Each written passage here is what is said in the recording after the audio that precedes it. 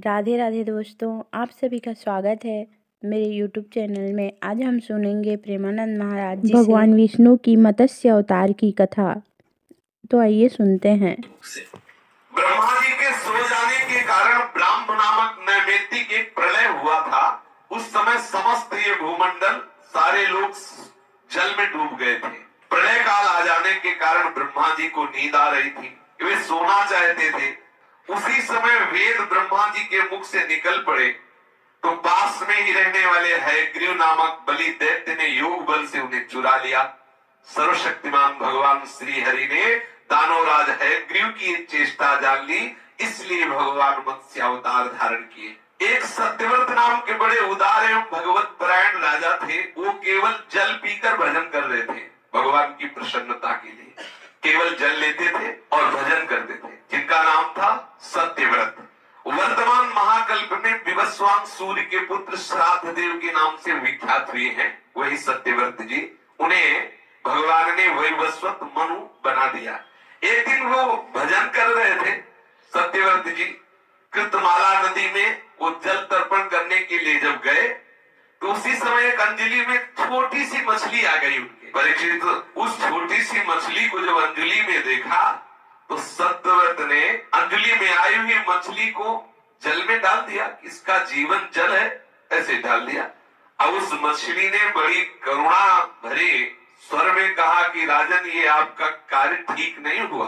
तो उन्होंने आश्चर्य किया कि ये मछली कैसे बोल रही। बोले, राजन आप बड़े दयालु हो और आप जानते हो कि जल में रहने वाले जो जंतु हैं बड़े बड़े, वो हम छोटी मछलियों को खा जाते हैं। और आप भक्त हो, आप शरणागति की भी बात जानते हो। और मैं आपकी अंजलि में ऐसे नहीं आई, जानबूझ के आए हो कि मैं बच जाऊंगी, आप मेरी रक्षा कर लेंगे। ये बड़ी बड़ी मछलियां ही हमें खा जाएंगी, और भी बहुत जंतु हैं। मैं आपकी अंजलि में इसलिए आई हूँ, आपने मुझे छोड़ दिया। आप मुझे इस नदी के जल में छोड़ दिया कि आप मेरी रक्षा नहीं कर सकते। अब राजा सत्यव्रत को इस बात का पता नहीं था कि ये कौन है। अब मछली के रूप में जो पधारे हुए प्रभु हैं, उनका तो परिचय जानते नहीं थे। देखो, एक बात ध्यान रखना है, जो भजन करते हैं उनको हर समय सावधान रहना चाहिए। प्रभु किसी भी रूप में आ सकते हैं, हर समय सावधान रहो। कोई भी सामने जीव जंतु मनुष्य कोई भी आए, तुरंत परीक्षा करो, मेरे प्रभु तो नहीं है, मेरे नारायण, मेरे हरि, मेरे कृष्ण, मेरे गोविंद इस रूप में तो नहीं आए। आप एक दिन देख लेंगे कि सब रूपों में वही आ रहे हैं और आप आनंद मगन हो जाएंगे। अब उस मछली ने जब ऐसा कहा कि आप इतने शरणागत वत्सल समर्थ हैं और मैं आपकी अंजलि में आई, मुझे भय लग रहा है, ये सब बड़े बड़े जीव मुझे खा जाएंगे, और आपने पुनः मुझे जल में डाल दिया। राजा ने कहा, मैं संकल्प लेता हूं, अब मैं तुम्हारी रक्षा करूंगा, कोई भी जीव तुम्हें खा नहीं सकता। सत्यव्रत ने उस मछली की ये बात सुन करके अपनी अंजलि में मछली को ले लिया और एक पात्र में उस मछली को डाल दिया और आश्रम पर ले आए, जहां बैठ के भजन करते थे। आश्रम पर लाने के बाद एक रात में छोटी सी मछली पूरे कमंडल में भर गई और उसने कहा, राजन, ये जिस पात्र में मुझे रखे हुए पात्र छोटा हो गया, मैं तो बढ़ गई हूँ। राजा ने देखा कि एक रात में इतनी बड़ी हो गई छोटी सी मछली। अब तो कमंडल में कष्ट पूर्वक भी ये नहीं रह सकती, तो अब इसके लिए बड़ा सा कोई स्थान नियत कर दिया जाए जहां सुख पूर्वक ये रह सके। सत्यव्रत ने मछली को कमंडल से निकाल कर एक बहुत बड़े मटके में रख दिया, परंतु 48 मिनट बाद फिर आवाज आई कि महाराज, ये मटका भी छोटा हो गया, मैं इसमें भी देखो इतनी बड़ी हो गई। राजा सत्यव्रत ने कहा कि अब तुम क्या चाहते हो? तो उनका ये मटका मेरे लिए पर्याप्त नहीं, मैं सुख पूर्वक इसमें नहीं रह सकती, मैं तुम्हारी शरण में हूँ, इसलिए तुम्हें व्यवस्था करनी चाहिए जहां मैं सुख पूर्वक रह सकूं। सत्यव्रत ने उस मछली को बल लगा करके उठाया और एक जाकर सरोवर में डाल दिया। कुछ घड़ी बाद आवाज आई कि महाराज देखो, ये सरोवर भी छोटा हो गया, हमारा शरीर बढ़ गया, अब मैं जहां सुख पूर्वक रह सकूं वहां मुझे ले सकूं। पूरा सरोवर केवल मछली ही मछली, बड़ी सी एकदम। मैं जलचर प्राणी हूँ, इस सरोवर का जल अब मेरे लिए पर्याप्त नहीं, इसलिए आप मेरी रक्षा कीजिए, मुझे किसी अगाध जल सरोवर में ले चलिए। हम बहुत परेशान कि इतने वजन वाले मछली को ले जाना। अब वो प्रयास करके एक सरोवर से दूसरे सरोवर, लेकिन जहां ले जाते वो उतने बड़े हो जाते। फिर ला करके उन्होंने धीरे से समुद्र में छोड़ दिया। जेवी समुद्र में डाला तो बोले, देखो आप शरणागत रक्षक हो क्या? यहीं से बचने के लिए तो हम आपकी अंजलि में आई थी, फिर हमको आपने समुद्र में छोड़ दिया, फिर कोई हमें जीव खा जाएगा। ये बात सुनकर राजा सत्यव्रत ने कहा कि ये कैसी अजीब मछली है कि जहां जहां ले जाते हैं उतना बड़ा स्वरूप हो जाता है और डर रही कह रही कि हमें कोई खा ले जाए। लगता है कि मुझे मोहित करने के लिए ये कोई दिव्य पुरुष ऐसी लीला कर रहा है। अब हाथ जोड़ करके कहा कि महाराज, आप एक ही दिन में 400 कोस के सरोवर को घेर लिया। आज तक ऐसी मछली या जलचर जीव तो हमने पुराणों में भी नहीं पढ़ा, शास्त्रों में भी नहीं पढ़ा। आप हैं कौन? आप कौन हैं? सर्वशक्तिमान सर्वांतर्यामी प्रभु श्री हरि के सिवा ऐसा चमत्कार कोई नहीं कर सकता। जीवों पर अनुग्रह करने वाले प्रभु, क्या आपने जलचर रूप धारण किया है? हे पुरुषोत्तम, आप जगत की उत्पत्ति, स्थिति और प्रलय के स्वामी हैं। आपको मैं नमस्कार करता हूँ। प्रभु, हम शरणागत भक्तों के लिए आप ही आत्मा और आश्रय हैं। यद्यपि आपके सभी लीलावतार प्राणियों के अभ्युदय के लिए ही होते हैं, तथापि मैं जानना चाहता हूँ कि आप सर्व समर्थ होते हुए ये मछली का रूप धारण क्यों किया? हे कमल नयन प्रभु, जैसे देहादि अनात्म पदार्थों में अपनेपन का अभिमान करने वाले संसारी पुरुषों का आश्रय व्यर्थ होता है, जैसे देह आदि ये जो अनात्म पदार्थ है, मेरा घर, मेरा रुपया पैसा, मेरा परिवार, मेरा शरीर, ऐसे पुरुषों का आश्रय लेना व्यर्थ होता है। वो बेचारे काल के गाल में पड़े हुए हैं, उनको क्या आश्रय लेना?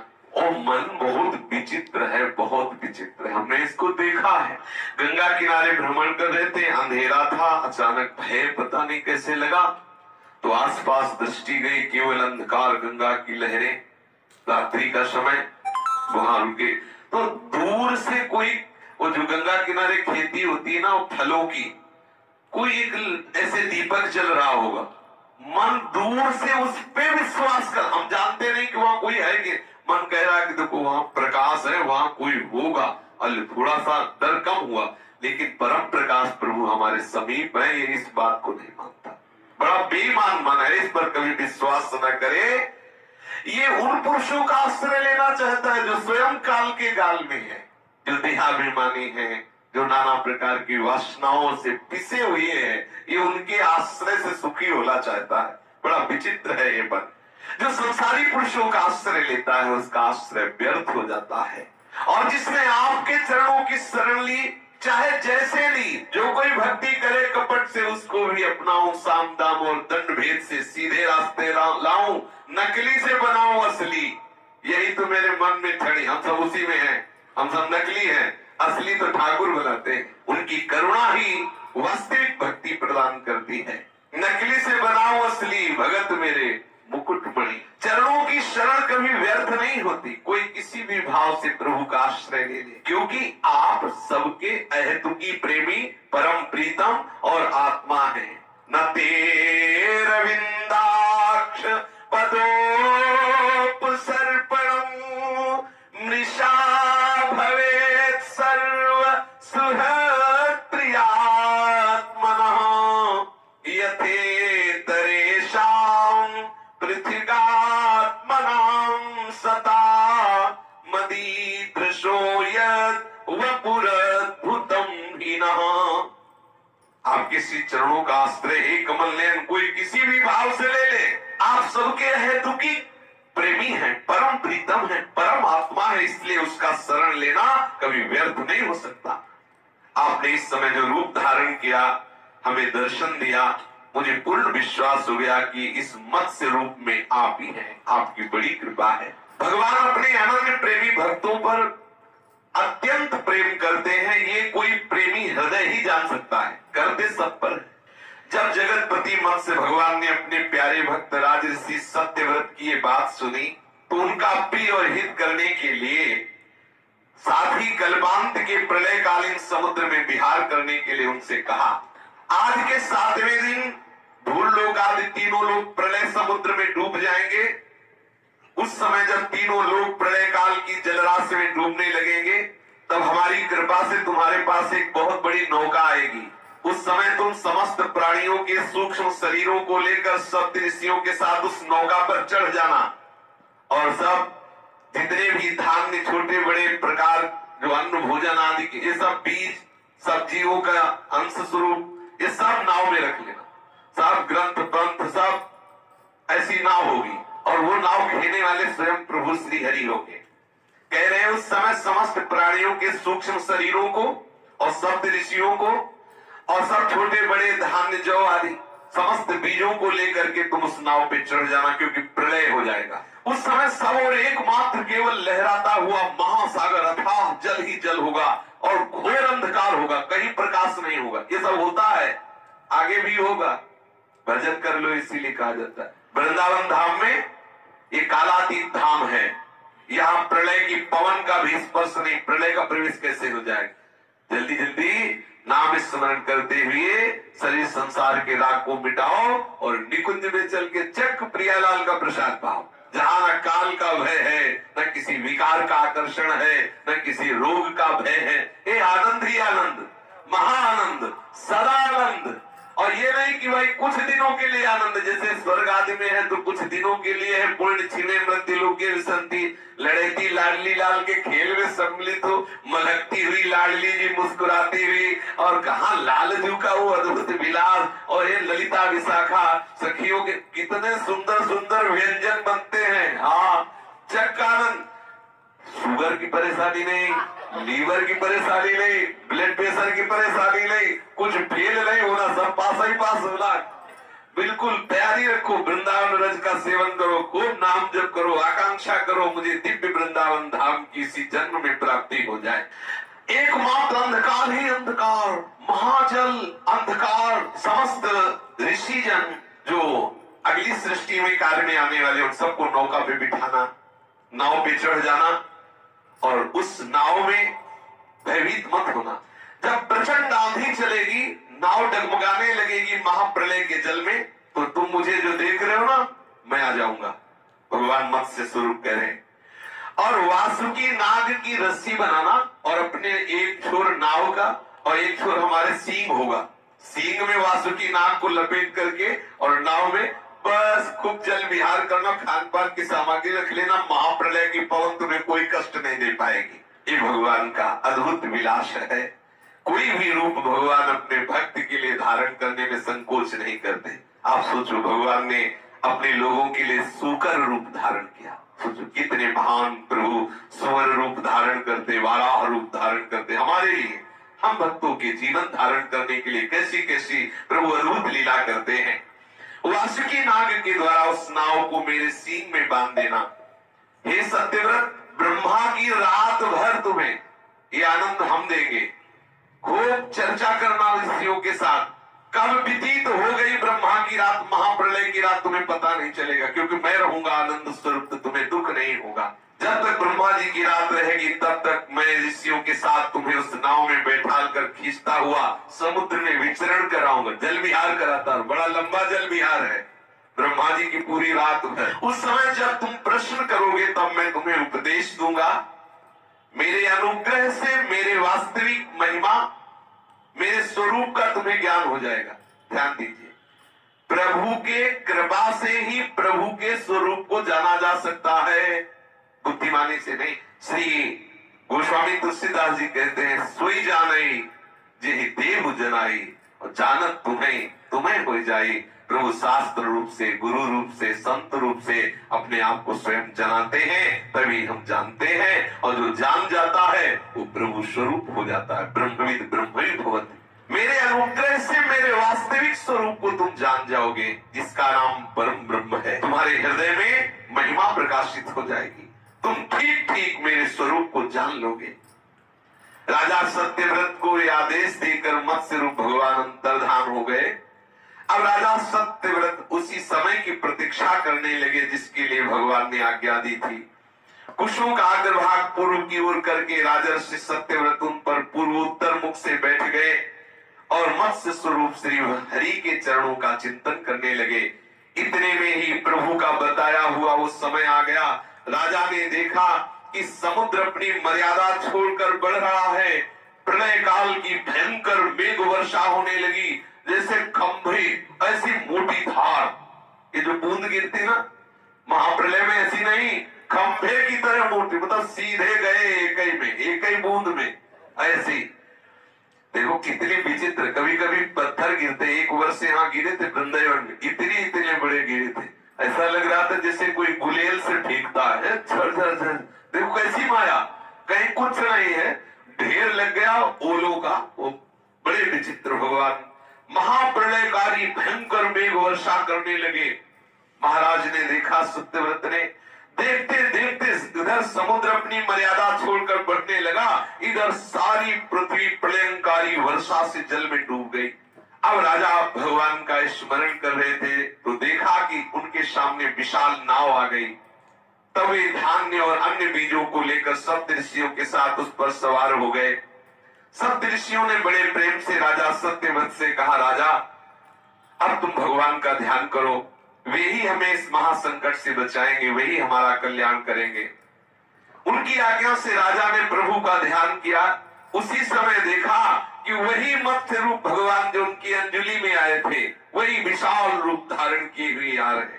श्याम वर्ण है इस मत्स्य का, विशाल। वैसे मछली के नेत्रों की शोभा क्या कहना, जब कभी किसी के नेत्रों का वर्णन करना होता है तो मीन के नेत्रों का भी उदाहरण, खंजन मीन मृगज मद में तत् कहा कहो नैनन के, श्याम वर्ण लालजू महाराज, और सुंदर उनके नेत्र और मत्स्य रूप धारण किए हुए हैं। और जानते हो कितने बड़े हैं, मछली कितनी बड़ी है, 4 लाख कोस की मछली, 4 लाख कोस की, और बड़ा तेज निकल रहा है। श्याम वर्ण होने पर भी सोने की सी कांति प्रकाशित हो रही है। 4 लाख कोस का शरीर है, 4 लाख कोस। हाँ, उनके शरीर से एक बीच में भारी सींग है। प्रभु ने जैसी आज्ञा दी थी वैसा ही वासुकी नाग से एक सींग में और नाव में ऐसे बांध दिया गया। सत्यव्रत प्रसन्न होकर बैठ गए और समस्त ऋषियों के साथ सत्यव्रत प्रभु की स्तुति करते हैं कि हे प्रभु, अनादि विद्योपहतात्म संविदस। Watch Wonder Cement South Africa vs India T20 International Series live on Jio Cinema and Sports 18. तन्मूल संसार परिश्रमातुराः यदृच्छयेहोपसृतायमाप्नुयुर् विमुक्तिदो नः परमो गुरुर्भवान्। संसार के जीवों का जो आत्मज्ञान है अनादि अविद्या से ढक गया है, इसी कारण वे संसार के अनेकानेक क्लेशों के भार से पीड़ित हो रहे हैं। हे प्रभु, जब अनायासी आपके अनुग्रह से वे आपकी शरण में पहुंच जाते हैं, अनायासी, जैसे दिन का वायु के प्रवाह से कभी कभी बहुत अच्छे स्थान पे गिर जाता है, अपने लोग ऐसे ही श्रीधाम में आके गिर गए, ऐसे ही संत समागम में आ गए। कितनी अहो भाग, कितनी अहो कृपा, कैसे वर्णन करे लाडली लाल की कृपा का। नहीं तो सोचो कहां फंसे होते, तिनका जो बयारी की बस, वायु के प्रवाह ने मुझे कहां गिरा दिया, कितनी बड़ी कृपा कर दी। इसमें किसी का पुण्य नहीं, भाग्य नहीं, अहो भाग्य अब, क्योंकि यहां आ गए। हम भाग्यवान थे इसलिए आ गए, ऐसा नहीं, अब अहो भाग्य कि मुझे यहाँ वास मिले। अनायास ही आपकी कृपा से आपकी शरण में पहुंच गए। आपकी कृपा से कोई आपको प्राप्त कर सकता है, पकड़ो बात, आपकी कृपा से कोई आपको प्राप्त कर सकता है। तो हम क्यों न रो करके याचना करें कि नाथ काहे को दौड़ा रहे हो, जब आप अपनी कृपा से ही मिलते हो तो करो कृपा और मिल जाओ मुझे। मेरी सामर्थ्य नहीं कि मैं आपको दौड़ कर पा सकूं, नाथ आप कृपा करो। इसलिए हमें बंधन से छुड़ाकर वास्तविक मुक्ति देने वाले परमो गुरु भगवान, आप गुरुओं के भी परम गुरु हो, सबके गुरु भगवान है, वही गुरु रूप धारण करते हैं। विमुक्ति दो न परमो गुरु भगवान, अगर कोई मोक्ष देने वाला है गुरु तो श्री हरि ही है, श्री हरि ही गुरु है, गुरु भी श्री हरि है, अवेद है। गुरु हरि दो नहीं है, एक ही है। ये जीव अज्ञानी है, ये ऐसे ऐसे कर्म करता है कि स्वयं बंध जाता है, इसे कोई और थोड़ी बांधता है। ये अपने आप ऐसे कर्म करता है, वो अपने कर्मों में ही बंध जाता है, अपने कर्मों में ही पिसता रहता है, अपने कर्मों के ही बंधन में नाना प्रकार के दुख सुख के थपेड़े पाता है। Thank you. Please like and subscribe my channel.